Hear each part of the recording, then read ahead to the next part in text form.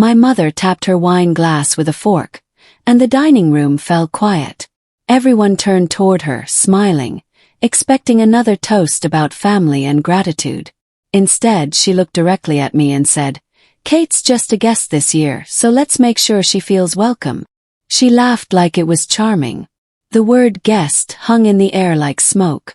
My fork stopped halfway to my mouth. My chest tightened so hard I couldn't draw a full breath. Around the table, 12 relatives shifted in their seats. Some laughed nervously. Others looked at their plates. My Aunt Rebecca's smile froze. My cousin Tyler stared at his phone. Nobody met my eyes. My mother kept smiling, proud of herself, waiting for me to react. I felt heat flood my face, but I didn't cry. I didn't speak. I just sat there, swallowing something sharp and metallic, my hands shaking so badly I had to press them into my lap. That's when I realized this wasn't accidental. This was deliberate. This was punishment for something I hadn't even understood I'd done wrong. And sitting there watching her smile, I felt something inside me go very, very quiet. I stared at the tablecloth, studying the pattern of autumn leaves printed on the fabric. If I was just a guest, I thought, then I didn't belong to her rules anymore. The realization settled over me like cold water. My phone buzzed softly in my pocket. I didn't reach for it immediately. Instead, I picked up my fork again and took a bite of turkey that tasted like cardboard. My mother launched into a story about her garden, voice bright and animated, acting as if nothing had happened. My brother Derek nodded along, his wife Stephanie touching his arm and whispering something. They'd been the golden children for as long as I could remember. Derek, the successful lawyer. Stephanie, the perfect daughter-in-law who always brought homemade pies. I'd spent 32 years trying to earn a fraction of the approval my mother gave them without thought. My phone buzzed again. This time I excused myself quietly, pushing back from the table. "Bathroom," I murmured to no one in particular. My mother didn't even glance my way. I walked down the familiar hallway, past family photos that included everyone but me. I locked the bathroom door and gripped the edge of the sink until my knuckles turned white. My reflection stared back at me, smaller than I remembered, eyes red-rimmed but dry. I pulled out my phone with trembling fingers. 2 messages waited. The first was from Warren Hughes, the attorney I'd consulted 3 months ago. "Documents filed and processed. Everything is finalized as of 4 p.m. today. Congratulations." The second was from Lucia Martinez at First National Trust. "Transfer completed successfully. All authorizations confirmed. You're officially listed as primary trustee. Happy Thanksgiving." I read both messages twice, then a third time, letting the words sink in. Everything was done. Everything I'd been working toward for months had fallen into place while my mother was basting the turkey and arranging place cards. While she was deciding I was just a guest, I'd already become something much more important. I splashed cold water on my face and looked at myself again. This time I stood a little straighter. I typed quick replies to both messages, thanking them for the updates. Then I turned off my phone and slipped it back into my pocket. My name is Kate Morrison, though my mother usually called me the reliable one when she bothered to call me anything at all. I'd spent my entire adult life being the daughter who kept things together when everyone else fell apart. When my father died 7 years ago, I'd been the one who handled the funeral arrangements while Derek dealt with his grief by taking a 2-week vacation to Hawaii. When my grandmother got sick, I'd been the one visiting the nursing home every Sunday, bringing fresh flowers and reading her mystery novels. I'd coordinated family gatherings, remembered birthdays, sent cards, made phone calls, and solved problems nobody else wanted to touch. And somehow, over the years, usefulness had become my only value. I'd learned early that being needed was safer than needing anything myself. My mother had counted on that. She'd built her life around it. When she'd asked me 6 months ago to help with some family paperwork, I'd said yes immediately. That's what I did. I said yes, handled things, and faded into the background while praise landed elsewhere. But this time I'd done something different. This time I'd actually read what I was signing. I walked back to the dining room with my shoulders squared and my face composed. My mother glanced at me briefly, then returned to her conversation with my Aunt Patricia about holiday decorating trends. I slid back into my seat and picked up my water glass. The turkey was cold now, the gravy congealing on my plate. My cousin Bridget, sitting to my left, leaned over and whispered, "Are you okay?" That was really harsh. I nodded and managed a small smile. "I'm fine," I said quietly. And I was. For the first time in years, I actually was fine. My mother launched into another story, this one about her volunteer work at the library. She loved an audience, loved being the center of attention. Derek and Stephanie hung on every word, laughing at the right moments, asking follow-up questions. I simply watched, feeling oddly detached from it all. The panic I'd felt earlier had evaporated, replaced by something calmer, something colder. My phone was off, silent in my pocket, but I could still feel the weight of those messages. Documents filed. Transfer completed. Everything finalized. While my mother had been setting the table and deciding I was just a guest, I'd been securing my family's future. The irony was almost funny. Dinner dragged on for another hour. My mother brought out her famous pumpkin pie, accepting compliments with practiced modesty. She poured coffee and passed around whipped cream, playing the perfect host. I helped clear plates, carrying dishes to the kitchen in silence. Stephanie followed me, stacking bowls by the sink. "Your mom's in rare form tonight," she said carefully, not quite meeting my eyes. I rinsed a serving platter and didn't respond. "She probably didn't mean it the way it sounded," Stephanie continued, her voice uncertain. "The guest thing. She's just... You know how she is." I knew exactly how she was. That was the problem. I'd spent 3 decades knowing exactly how she was and adjusting myself to fit her expectations, shrinking myself to avoid her sharp edges. But something had shifted. The words she'd said tonight had finally broken something I hadn't realized could break. Or maybe it had been broken for years, and I'd just been pretending it wasn't. I dried my hands on a towel and looked at Stephanie directly for the first time. "She meant it exactly how it sounded," I said quietly. Then I walked back to the dining room. My mother was holding court at the head of the table, surrounded by relatives hanging on her every word. She was describing her plans for Christmas, already assigning tasks and making decisions about what everyone should bring. "Derek, you and Stephanie will handle the appetizers," she announced. "Patricia, you're doing your sweet potato casserole. And Kate." She paused, as if just remembering I existed. "Kate can bring paper plates." Paper plates. After 32 years of cooking entire side dishes, baking desserts, spending hours in her kitchen preparing meals nobody thanked me for, I'd been demoted to paper plates. A few people laughed uncomfortably. Tyler coughed. My Aunt Rebecca stared at her coffee cup. My mother smiled at me expectantly, waiting for me to accept this new role with the same quiet compliance I'd always shown. Instead, I said calmly, "I won't be here for Christmas." The room went very still. My mother's smile faltered slightly. "What do you mean?" I set down my coffee cup carefully. "I mean I have other plans this year. But I hope everyone has a wonderful holiday." My mother's eyes narrowed just a fraction. "Kate, don't be dramatic. You're always here for Christmas." "Not this year," I repeated, keeping my voice level and pleasant. My mother's face began to flush, that familiar warning sign I'd learned to recognize in childhood. "We'll discuss this later," she said sharply, her tone making it clear that discuss meant, "I'll tell you why you're wrong." But I didn't drop my eyes. I didn't apologize. I just nodded and said, "If you'd like." The conversation stuttered back to life around us, forced and awkward now. Derek shot me a warning glance, his expression saying clearly, "Don't upset Mom." Stephanie touched his arm, whispering something.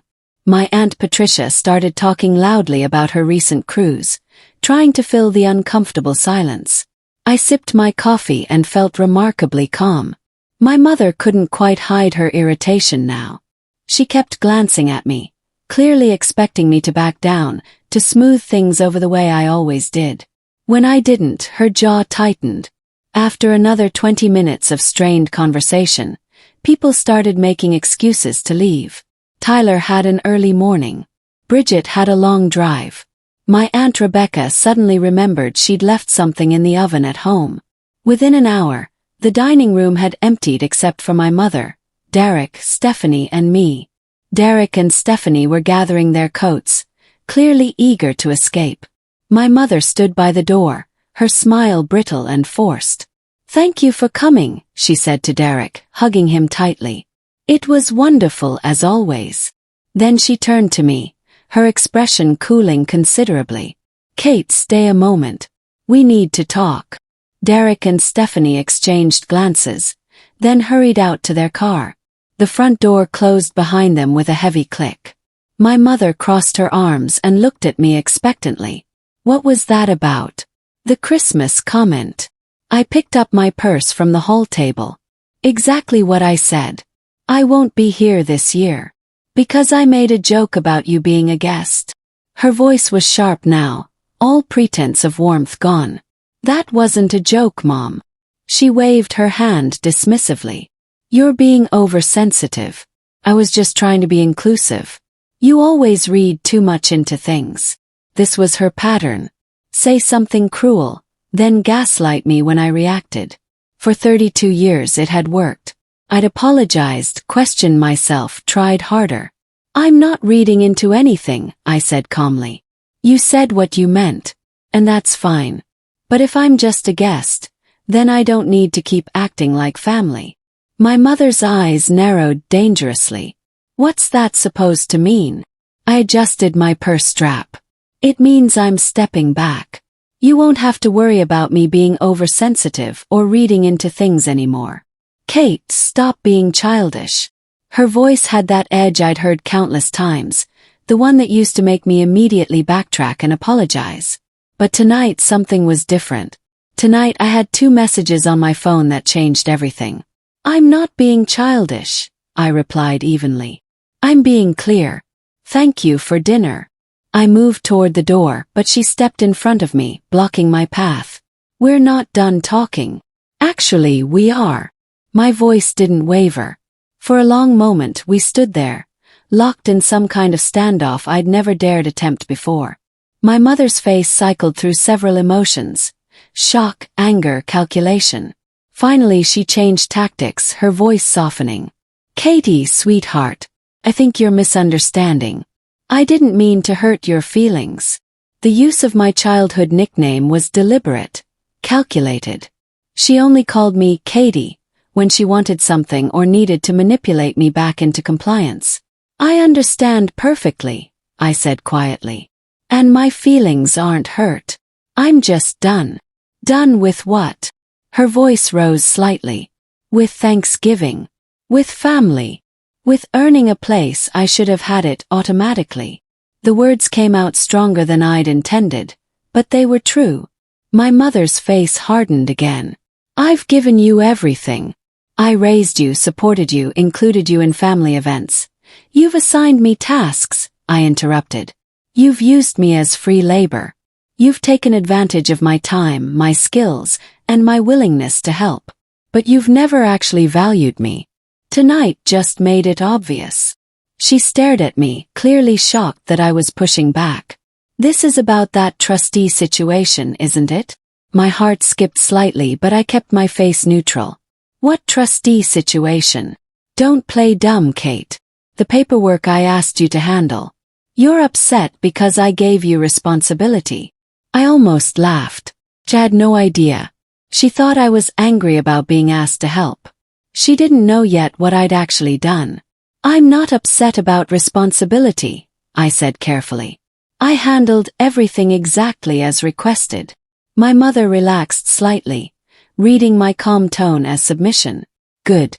Because your grandmother's trust needed someone competent managing it, and you're good with details. It's actually a compliment that I trusted you with something so important." There it was.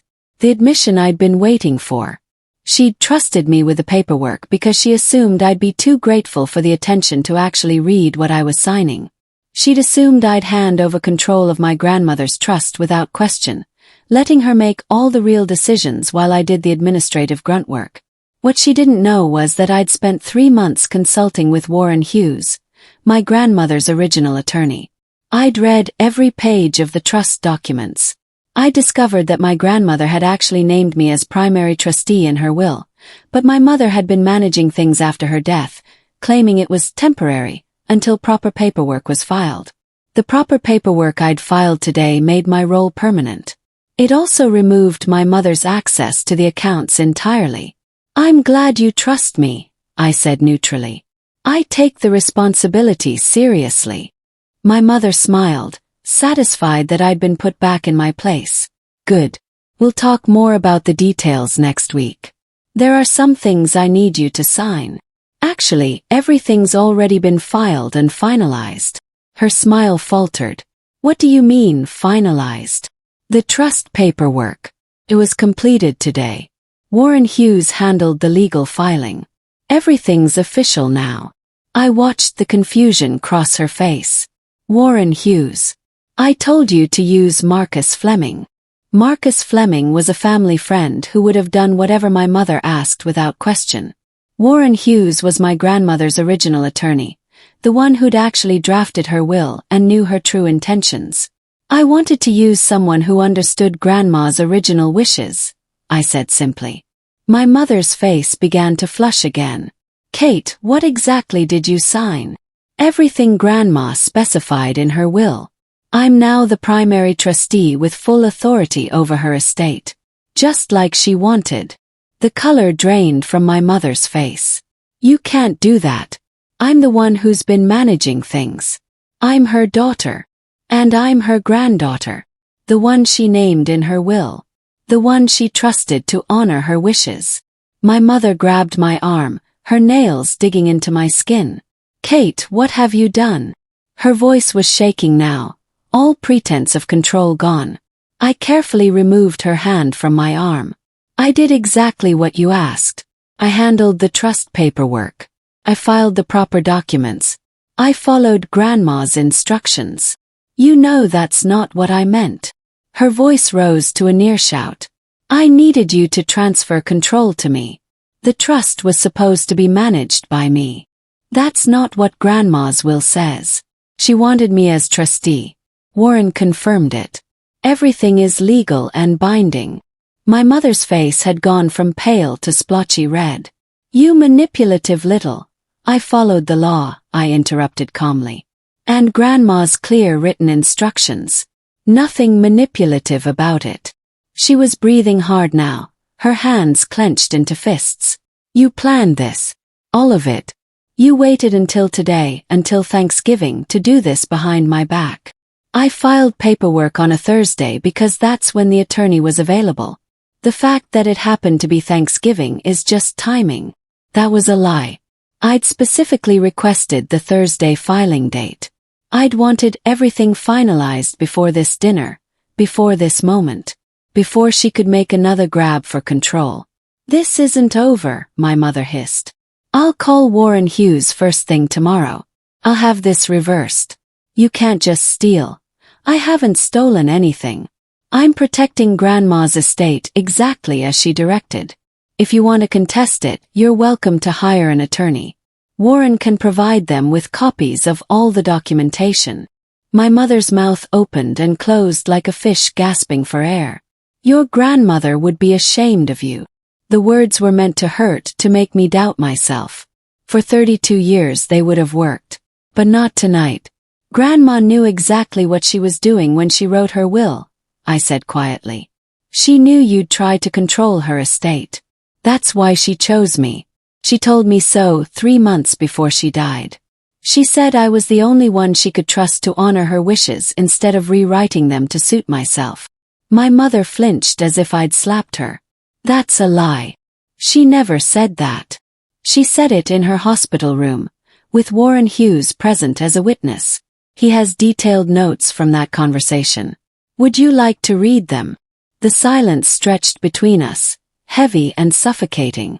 My mother's face had gone slack with shock. She'd built her entire plan around my compliance, my desperation for approval. "You don't understand what you've done," my mother said finally, her voice barely above a whisper. "That trust includes the house, the investments, everything. I need access to those funds. I've been counting on spending Grandma's money." Finished.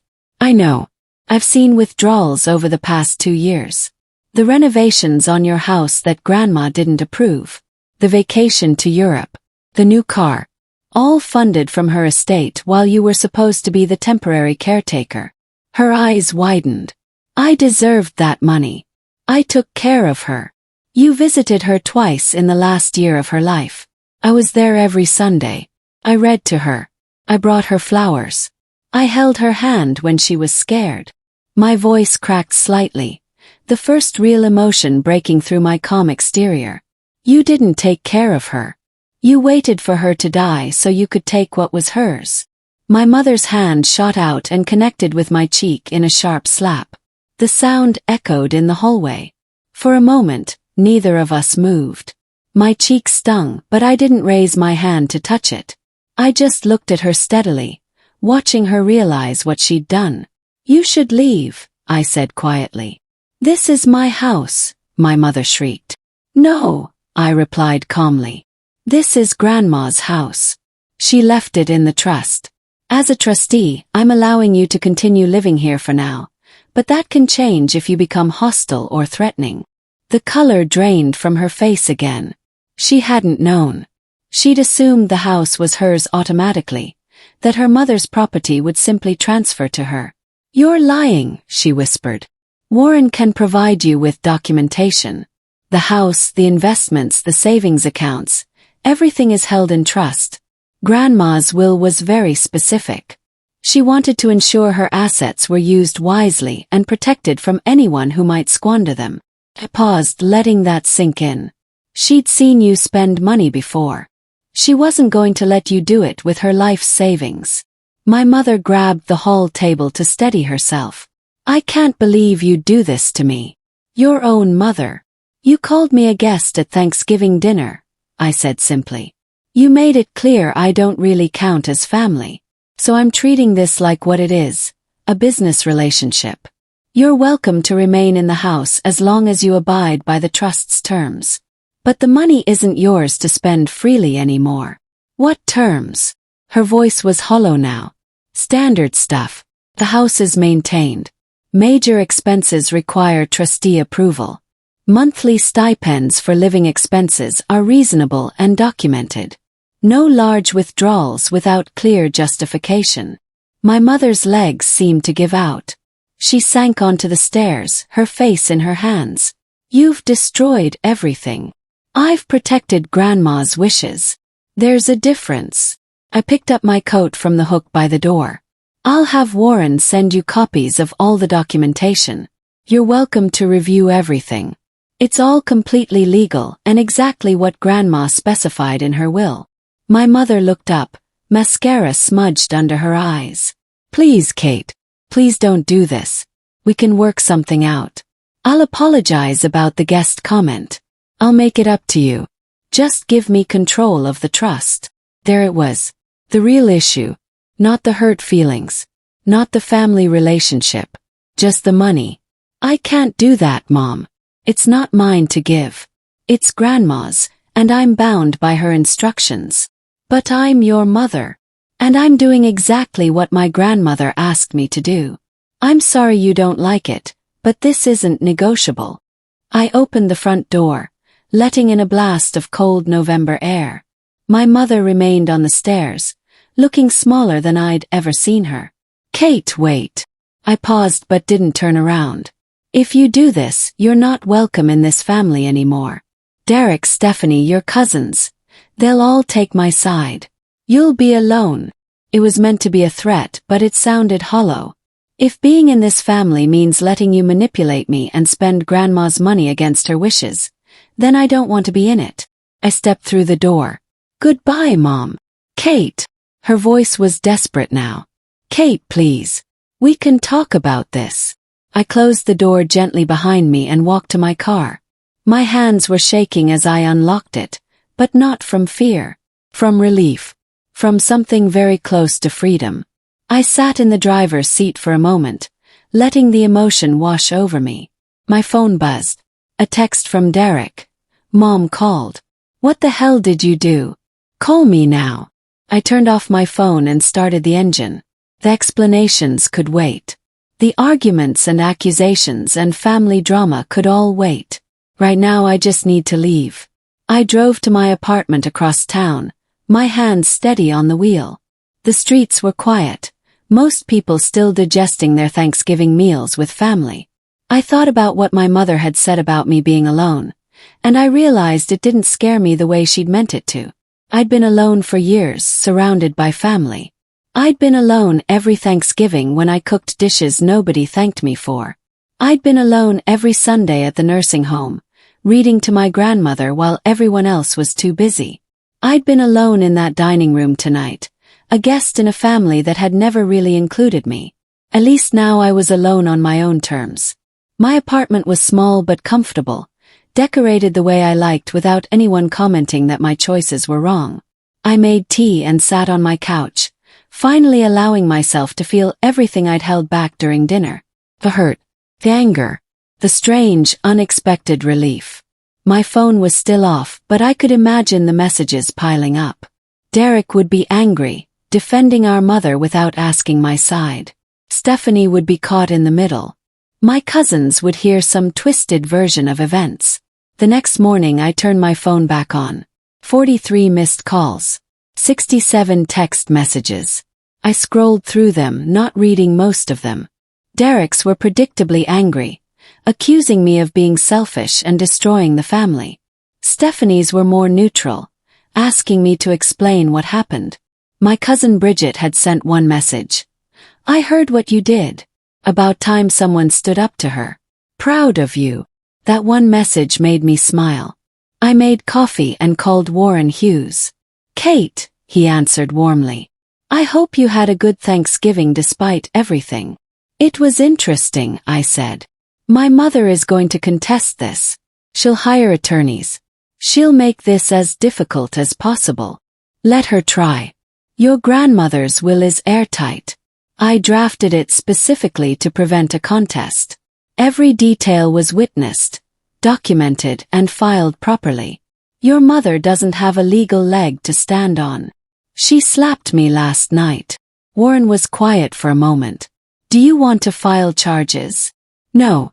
I just want to be left alone to do what Grandma asked. Then that's what we'll make sure happens. I'll send your mother the full documentation today. Once she sees how thorough everything is, she'll realize fighting this is pointless. The following days were strange. The phone calls eventually slowed. Derek stopped trying to reach me after I sent him copies of the trust documents. Stephanie called once to apologize for his reaction. I didn't know, she said quietly. I didn't know your grandmother had set things up this way. Or that your mom had been taking money. Nobody knew except Grandma, Warren, and me, I replied. She wanted it that way. For what it's worth, what your mom said at Thanksgiving was really cruel. You didn't deserve that. Thanks, Steph. Will we see you at Christmas? Thought about it. Probably not this year. Maybe not for a while. I need some distance. I understand. He paused. Derek's angry, but he'll come around. He just needs time to process that your mom isn't who he thought she was. I wasn't sure Derek would ever come around, and I was surprised to find I was okay with that. Some relationships weren't worth saving just because they were family. 2 weeks after Thanksgiving, I received a certified letter from my mother's attorney. It was a formal notice that she was contesting the trust. Warren had predicted this. Standard last-ditch effort, he said when I forwarded him the letter. They'll realize quickly there's no case. He was right. 3 weeks later, I received another letter, this one withdrawing the contest. The attorney had reviewed the documentation and advised my mother that pursuing legal action would be expensive and futile. My grandmother's will was ironclad. As Christmas approached, I decorated my apartment with a small tree and lights. I made plans with friends, scheduled a volunteer shift at the local food bank, and bought myself gifts I actually wanted instead of things I thought would please someone else. On Christmas morning, I woke up in my quiet apartment, made pancakes, and watched old movies in my pajamas. My phone rang once. Bridget, calling to wish me happy holidays and let me know she'd told my mother she wasn't taking sides. "You did what Grandma wanted," she said. "That takes courage." "Thanks, Bridget. That means a lot. Dinner's really awkward here, by the way. Mom won't stop complaining about you. Derek keeps defending her. It's exhausting." I almost felt bad. Almost. "You could always leave," I suggested. "Start your own traditions." She laughed. "Maybe next year. This year I'm just surviving." "But Kate, I'm really proud of you." After we hung up, I looked around my small, peaceful apartment. No drama. No manipulation. No walking on eggshells or earning love through usefulness.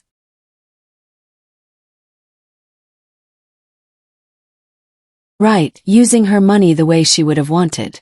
In November, almost a year after that Thanksgiving dinner, I volunteered to help serve meals at a community center. I spent the day with strangers who thanked me for mashed potatoes and stuffing, and I felt more included than I'd ever felt at my mother's table. When I got home that evening, I found a letter in my mailbox. My mother's handwriting. I almost threw it away, but curiosity won. Inside was a single page. "You destroyed our family over money. I hope you're satisfied." I read it once, then tore it into pieces. She was wrong, of course. I hadn't destroyed our family. I'd simply stopped pretending we'd ever really been one. A family doesn't call you a guest at Thanksgiving. A family doesn't manipulate you into handing over control of money that isn't theirs. A family doesn't slap you for protecting what your grandmother entrusted to you. I'd spent 32 years trying to earn a place I should have had automatically, shrinking myself to fit into spaces that were never going to make room for me. That Thanksgiving, my mother had finally said out loud what I'd always been too afraid to acknowledge. I'd never really belonged there. But she'd made a mistake. She'd assumed calling me a guest would put me in my place, would make me try harder to prove my worth. Instead, it freed me. It showed me exactly where I never belonged in the first place. Walking away from that table hadn't made me smaller. It has made me free. I'd spent the past year building a life where I didn't have to earn my seat, where my worth wasn't measured by my usefulness, where I could exist without constantly bracing for the next cruel comment disguised as a joke. And I'd never taken a seat I had to earn again. I thought about my grandmother often, about how she'd known this would happen. She'd protected me the only way she could, by giving me the tools to protect myself. "Just a guest," my mother had said. She'd meant it as an insult, a dismissal, a way to diminish me in front of everyone. But in trying to make me smaller, she'd accidentally set me free. And for that, in a strange way, I was almost grateful.